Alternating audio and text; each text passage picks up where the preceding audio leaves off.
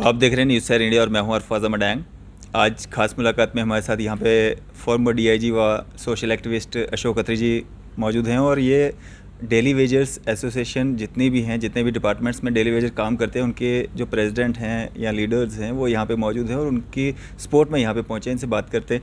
Sir, क्या कहना चाहेंगे? आज यहाँ पे आपकी मीटिंग जो है इनके साथ हुई है, क्या बातचीत हुई और क्या आगे की रणनीति रहेगी? इनसे बहुत सी जानकारी मुझे मिली है जो शायद पहले नहीं थी।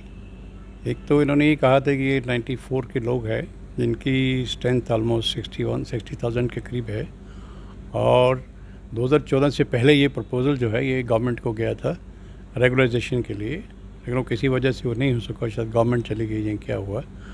और उसके बाद जो की संख्या है वो भी तकरीबन 60,000 के करीब है।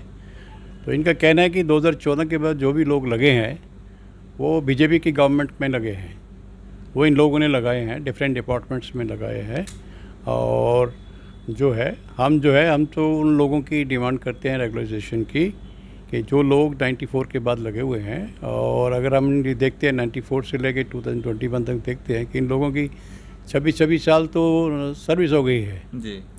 सर्विस क्या है, ये जो लगे हुए हैं डेली वेजेस से लगे हुए हैं 26 साल से लगे हुए हैं। इतनी सर्विस में तो बहुत से लोग रिटायर हो जाते हैं। हर कल गवर्नमेंट ये हो भी जाते हैं रेगुलराइज, तो मुझे लगता है बहुत से लोग हैं जो 2 साल के बाद 3 साल के बाद रिटायर हो जाएंगे। तो इनका जो डिमांड है बहुत जेन्युइन है। और इनफैक्ट ये जितने भी डिपार्टमेंट्स हैं, जैसे कि कोई अपने पीडब्ल्यूडी में है, पीएचई में है, और मुझे लगता है ये इन डिपार्टमेंट्स की बैकबोन है। बिल्कुल।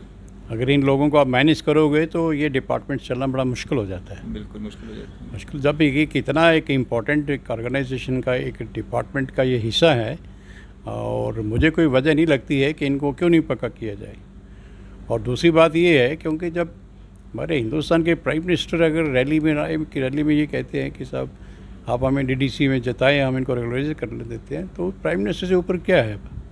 अगर प्राइम मिनिस्टर की कमिटमेंट भी अगर पूरी नहीं करती है और स्टेट गवर्नमेंट नहीं करती है तो it's very unfortunate. Ashok sir, जिस तरह का अन्याय इनके साथ 25-26 सालों से होता आ रहा है और हर पॉलिटिकल पार्टी जो है इनको वोट बैंक के तौर पे इस्तेमाल करती है, और जब भी इलेक्शंस होते हैं तब इनको सपने दिखाई जाते हैं कि आप हमारी पार्टी को वोट करें, हम आपको रेगुलाइज करेंगे, लेकिन वही पार्टियां बाद में भूल जाती हैं। तो क्या उम्मीद करनी चाहिए इन लोगों को? देखिए, ऐसा है कि इनमें भी जो है एक अच्छी लीडरशिप है और बड़े मैच्योर्ड लोग हैं, हर चीज़ को ये लोग समझते हैं। और मुझे ये लगता है कि अगर किसी पार्टी ने इनके साथ कमिटमेंट की और कमिटमेंट करके उन्होंने वोट लिए, या बहुत से अपने वो मेंबर लेजिस्लेटिव असेंबली जो है इनकी सपोर्ट की वजह से अगर जीते हैं, तो उनकी मॉरल ड्यूटी बनती थी। अगर उन्होंने उस वक्त कोई कमिटमेंट की थी इनके साथ कि साहब आपको रेगुलराइज कर देंगे, मुझे लगता है कि ज़रूर करना चाहिए था रेगुलराइज। उन्होंने मगर नहीं किया है और इन्होंने उनका भरोसा तोड़ा हुआ है। ये ब्रीच ऑफ ट्रस्ट है और एक बहुत बड़ा मुझे लगता है धोखा है। और जब आप कमिटमेंट करते हो, किसी को आप यूज़ करते हो, फिर उसके बाद अपनी कमिटमेंट को ही ऑनर नहीं करते हो, तो ऐसा नहीं होना चाहिए। That's very unfortunate. जी जी। सर, मैं आपसे बात करना चाहूँगा। आज फॉर्मर डीआईजी व सोशल एक्टिविस्ट अशोक अत्री जी आपकी सपोर्ट में यहाँ पे पहुँचे हैं, क्या कहना चाहेंगे? पहले तो नमस्कार और मैं आपका धन्यवाद करता हूँ, और उसके साथ साथ अत्री साहब ने जो अपना कीमती टाइम हमें दिया, हम उनका भी धन्यवाद करते हैं कि इन गरीब लोगों के पास आए और इनका हमारी जो समस्याएं हैं वो सुनी।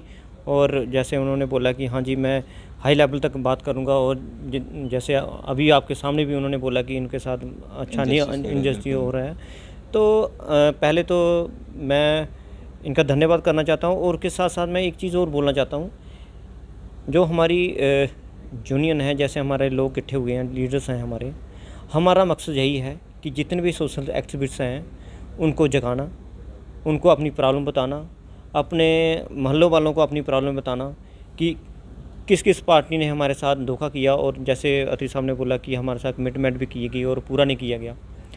तो ये सब कुछ हमने दिमाग में रखे, हमने ऐसा प्रोग्राम बनाएंगे। हम ऐसे अपने आप को भी ज़िंदा रखेंगे, क्योंकि हमारे पास इतने लोगों के पास पैसे नहीं हैं कि हम ज़्यादा दौड़ धूप कर सकें या प्रोग्राम कर सकें। तो उसको भी साथ में रखते हुए, तो जैसे मीडिया वाले का साथ भी होगा, तो मुझे लगता है कि हम कुछ हद तक प्रॉब्लम क्रिएट करेंगे।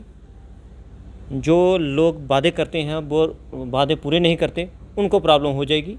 और मुझे लगता है वो जिन्होंने हमारे साथ वादे किए हैं और उन्हें निभाए नहीं हैं, वो दोबारा हमें असेंबली में नहीं दिखेंगे।